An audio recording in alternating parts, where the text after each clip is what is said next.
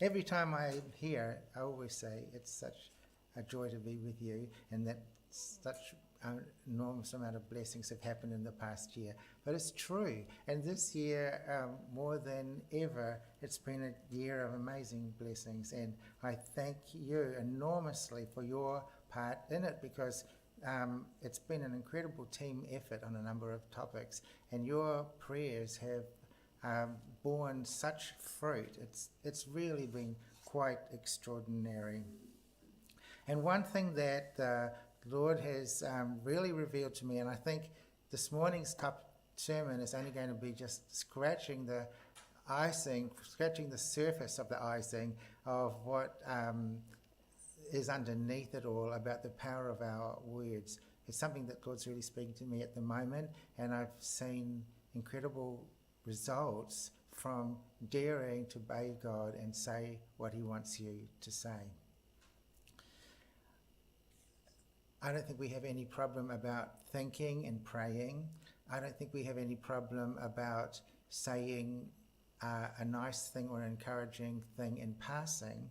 But when it comes to speaking into situations in people's lives, I think we're sometimes too scared to speak out. I've experienced that, so this is preaching to myself as usual.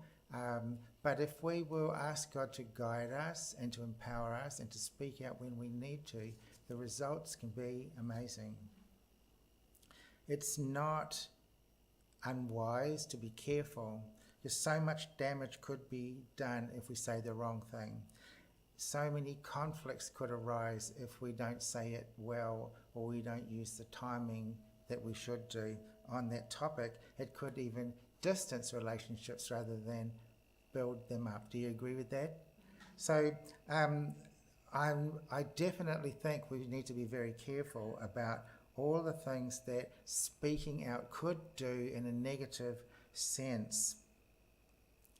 And we're warned about that. We're carefully warned about that. James tells us all about our tongue being like a little match that can burn the entire forest down. And then in Genesis, we see what the serpent did.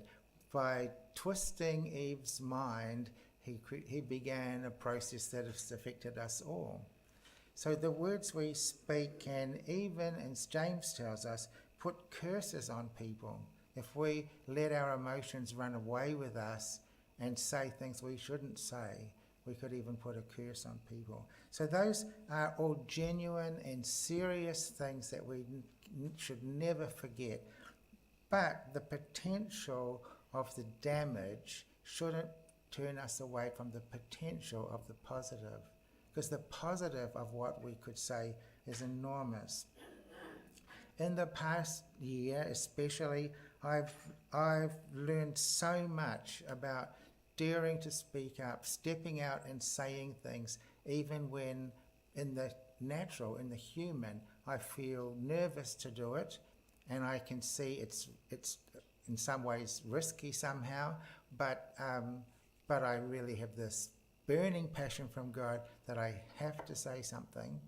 And by being obedient to God, it's amazing the results that have come out, the blessings that have flown out of that. If we surrender to our fears and our sort of overcautious approach, then we miss all the possibilities and the potential of doing good with our tongue. That's the thing that bugs me. That's the thing that worries me. If we become intimidated by those negative potentials, then we don't speak out words that God wants to speak through us that bring so much healing and blessing and positive movement and resolve for people in their lives. We are told in Matthew 12 that we speak from the overflow of our heart. So the heart can be the source of our speech. That's a powerful force for good. Amen? Let's just think about this. Just go right back to the beginning. For God said, let there be light, etc., etc. God said. So even God was modeling for us his way, which was to speak into existence all these wonderful and great things in creation. But do we fully believe the power of positive that could come from our tongue? And this has been an extraordinary year of discovery of the possibilities that come from the positive power of the tongue. Words can always either open and close doors. And we heard this morning in the kids' talk about you can shut doors or you can open doors in relationships. You can say, I don't want to play with you, or you can say, let's be friends and play together. The words we choose open and close doors for everything. So even that was for the kids, but that's totally true for us. Absolutely true for us. If the neighbour cooks, say for example, I'm new to the neighbourhood and the neighbour cooks me steak and kidney pie, and I hate kidneys. So if I will say, I don't like kidneys, sorry. I mean, that gesture of kindness, the door was just slammed shut. But even though I can't lie and say, oh, kidneys, how nice, I just can't bring myself to say that, but I can say, how kind of you. That was very considerate. So we can just turn things around by thinking carefully, asking God to guide our tongue, to use every situation to make it positive. Our tongue can be used to help each other to be true to God. Our tongue can help each other rise up. I forgot that I can actually read this on your screen here. Our tongue can help each other to become inspired. Our tongue can help each other be focused. And here's something else. Our tongue even had an important part in our salvation. The miracle of our salvation. Hands up those who think salvation is a miracle. Amen. When I think of my life, I think my first year at university, I thought God was in a brown bottle, actually. But when I think of my life, how an audible word from God, just turned my life around in 1 minute, not even a minute, in seconds. And that is a miracle. So if you confess with your mouth that Jesus is Lord and believe in your heart that he's raised you from the dead, you will be saved. That's an extraordinary thing to say. When you put all the past behind you and completely turn your allegiance to Jesus, just in that moment, from your heart, using your tongue, you've done it. It's God's done an amazing miracle through us. And love covers a multitude of sin. That's another incredibly important part to consider in... sorry. Okay, fine. And how do we have this pure heart? We've got grace. We need the grace that God has given to us. And it's only by grace that we can have this pure heart. Because you might say, how could I ever speak these positive words if my heart is not entirely pure? And that's a legitimate dilemma. I don't know that anybody's heart is entirely pure in itself, but it must be right. We've got to make sure our heart is right, because out of the overflow of our heart comes the words that either speak life or death. And if we have a mixture in our heart, then having mixed motives will end up becoming an opportunity lost, a target that we never made, because it's only 50-50. It was half good and it was half bad. So the pure heart relies on grace. The second thing is that our strength actually comes out of our weakness. So it's not because we have this incredible power inherently in us. It's because we ourselves are a broken vessel, but we can be used by God. And he can put the words in our heart that come out of our mouth. And so it's from our brokenness, it's from our weakness, that God ends up being the one who works out a victory through the speech that we obey God by speaking. And then the final thing is that love covers a multitude of sin if we speak the truth in love. So there might be all sorts of things that are not yet perfect in us, and yet God can use our tongue. God can use our tongue coming from a heart that's right with God to make big waves that change people's lives. How do you cultivate a heart like that? By learning to see the good in other people, by trying to understand God's plan in them, and being willing to speak life into their situations. Is that clear so far? It's sort of simple, but the depth of it is what's impressed me lately. So I'd like to talk about some examples so you can see what do I mean about things that have happened in my life, in the ministry, far away from here, where God has done extraordinary things. So let's put up the first pictures of this. You know, there's something that I kept my mouth so shut about. There might have been like 3 people in the whole world who even knew what happened. But I was incredibly blessed in 2001 to be 100% sponsored for a PhD program by the Nazarene Church. And I'd done 2 years of that program. So just to be clear, I was sponsored by the church, but it was through another professor in another seminary who supervised me, who was not from the Nazarene. I don't want to create a scandal. After 2 years, because the first beginning of doing the PhD program is all the background research, and it was all this paperwork and all these Xerox of things and all this sort of resources that were gathered together. Every second Wednesday I'd have to go to his house and he'd go through all the research I was doing. It was a huge job. And the end of it, starting from about that time, is where you start writing it all up and putting it into a thesis. And one Wednesday I went to his house, because we always met in his house, and nobody answered the door. And when I looked in the windows, there wasn't any furniture, there was nothing. And in the end, I went back to the person who nominated me for the scholarship and said, how come when I went there he wasn't even there? And it turned out there was some scandal, and he skipped away from the Philippines to live in Czechoslovakia, of all places, and that was the end of it. And everything in his house was packed up and moved, including all my research notes and everything. So that was the end of it, totally the end of it. And I honestly tell you now, 23 years later, I was absolutely crushed. But those who had nominated me for the scholarship, I'm incredibly grateful until now. And I didn't want to speak ill, so I just kept my mouth shut. And there were a couple of people in my life who had been my professors before who said, don't give up, try again, start another program. I just can't. My answer was, I just can't. I just don't have the emotional energy to start all over again after that.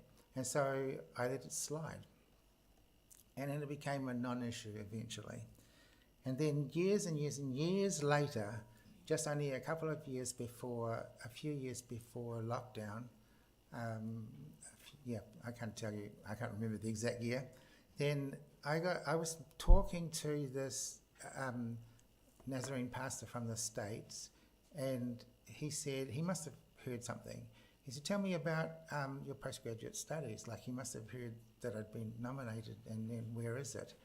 And after all that time, like coming up to 20 years, I just let that be a silent topic.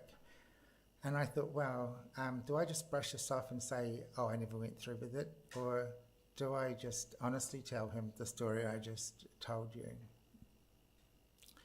And he said, do you know that I'm on the board of directors for the seminary? And he said, that's not okay. He said, we'll revive the scholarship and I'll make sure of it. If nobody else pays, I'll pay, sort of thing. And so I started again.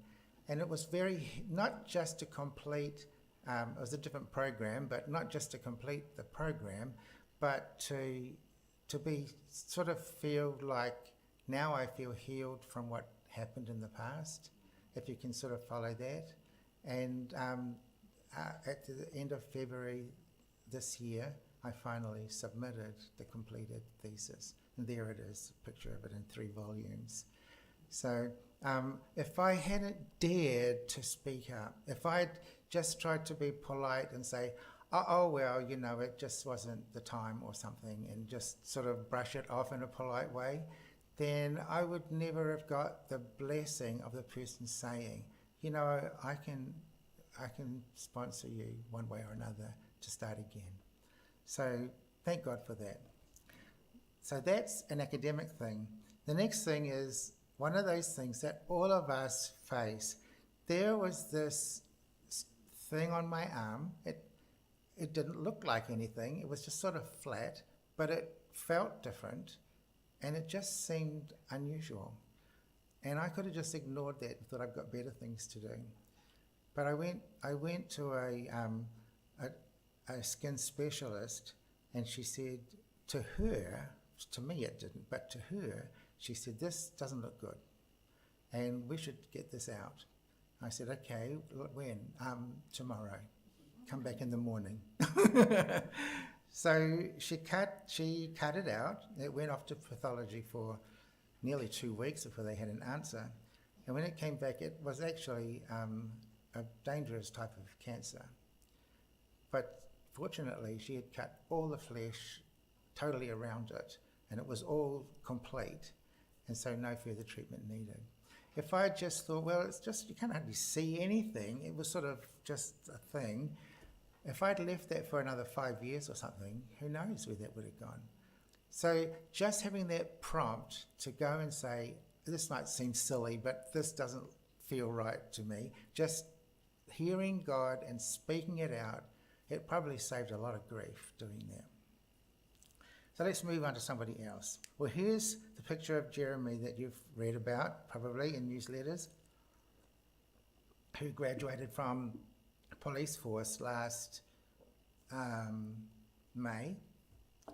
You know, if we wind the clock back about 7 years, it's a long time ago, Jeremy was a very naughty teenager and causing a lot of grief to his parents in the province, and just arguing with his dad, like volatile sort of argument, and then just disappearing from home every time there was any argument that his dad would like him to do something with his life after high school, which, you know, was just not how it should be.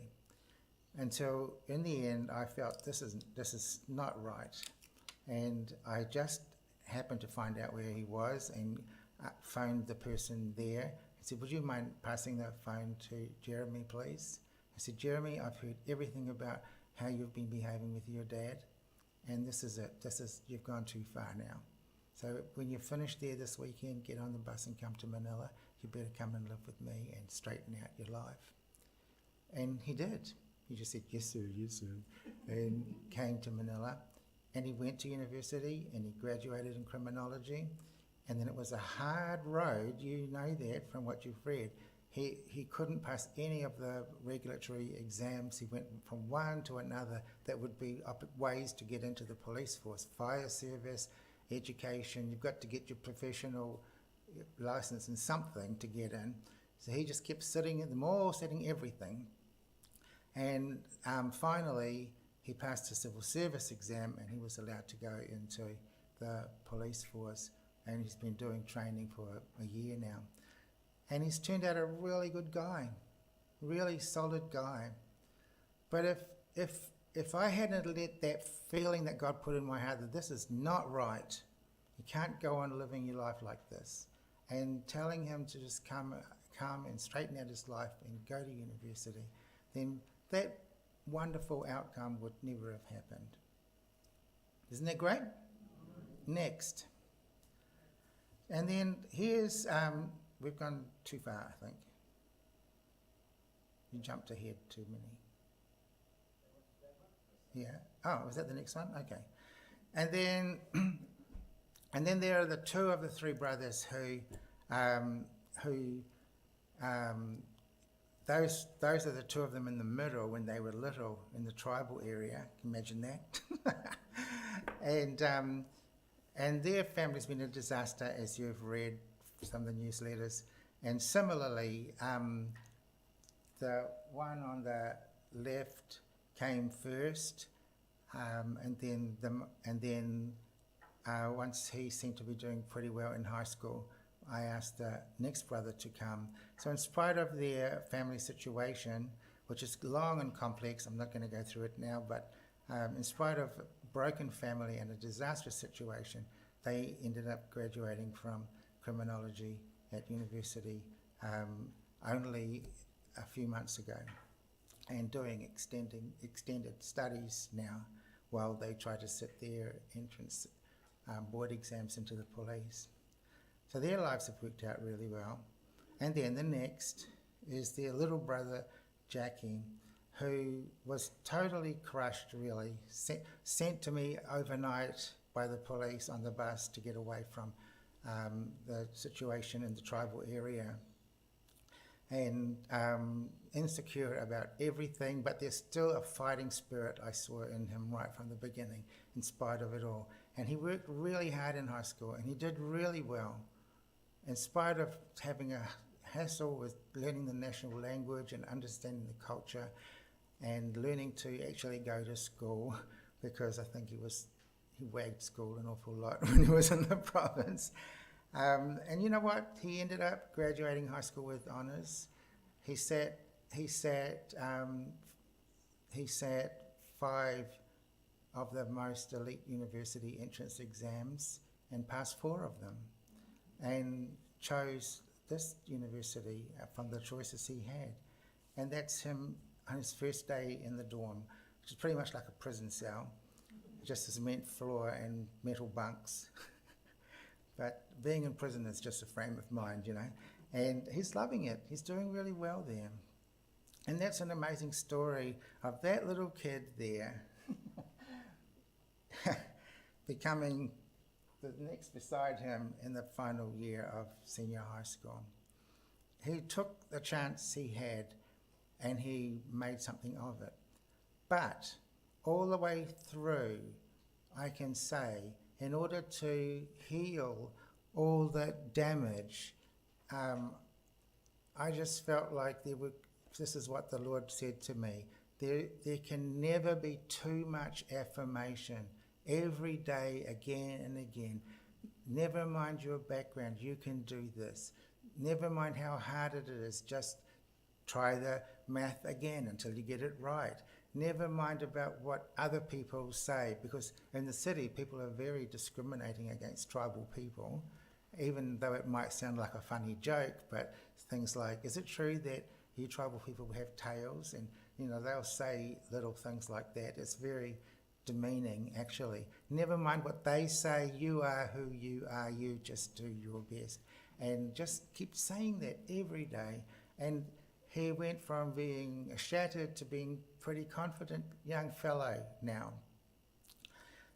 Then he had this birth defect thing in his face, deep inside his face.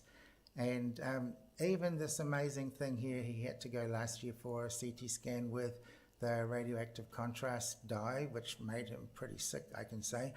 But he'd never been in a hospital before. This was like such a freak out experience, especially going inside this machine thing. And you know, like, you're not going to go away, are you going to wait outside for me, aren't you? Like 1,000 times this type of conversation. And then, you know, that young woman there, that radiographer, when she got him, just not long after doing this, she got him all set up, and then she started looking at his notes, and she said, your family name's Bayongan? And yes. And she said, so who is Judah Bayongan to you?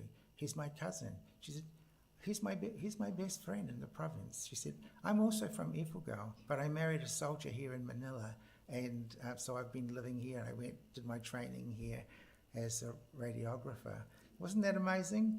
When he was so scared of that. Anyway, they worked all that stuff out. You know some of this because I know you've been incredibly communicative about it. And then during the vacation, I suggested that before they start university, they get their passport, and that's him picking up his passport there in the red shirt.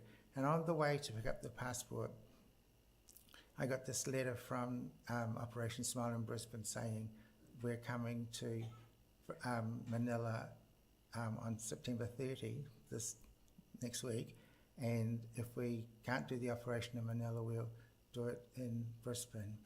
And I thought, well, wow, that's why God put on my heart to go and get your passport. So speaking these things out, like from prayer, what's in your heart, and dare to say it, dare to do it. It's amazing how so many results flowed out of that. I can't underestimate the power of speaking out what we should do or what somebody else could do, what your possibilities are, what the opportunities for you are, who God planned you to be, how he can do anything if you believe in it, etc., etc. What's the next slide? So, at the end of all this, let's just summarize this, because when we come to the end of it, it's got to be like this, that you can see there is good in other people. It's got to be that you can understand God's plan in other people. And it's got to be that you're willing to speak life into their situations. If you don't come to that third point, it's all nice feelings and good ideas and things you're surrendering to the Lord, but he might want that you open your mouth and say it. And that's the thing that it's been an impression on me lately. Thinking is important. That's all the meditation, reflecting on what God's doing. Philippians 4:8, absolutely important to start with that. Prayer is crucial, otherwise you won't know the will of God. But prayer becomes incomplete without an action. Then there's talking to others. Talking to others can be intentional or unintentional. If it's just idly talking, it doesn't achieve anything, but it can be a way that God refines our timing and our ideas by talking with other people. It can be a way that we inspire other people by the journey that you're on. And it can be a way to create a team effort, which is what we've seen right here, haven't we? Thought and prayer and talk are three very important components to discerning wisdom and timing and the God focus that we need. But if we are called to speak, we must speak. Never mind the potential for the damage. Never mind the potential for conflict. Ask God to help us have wisdom and the skills needed to not mess it up, but to say things sometimes direct when we need it. Believe in the positive power of the tongue. The need to heal relies on grace and weakness and love, and our willingness to speak up. That's what I'd love to share with you today. Thank you.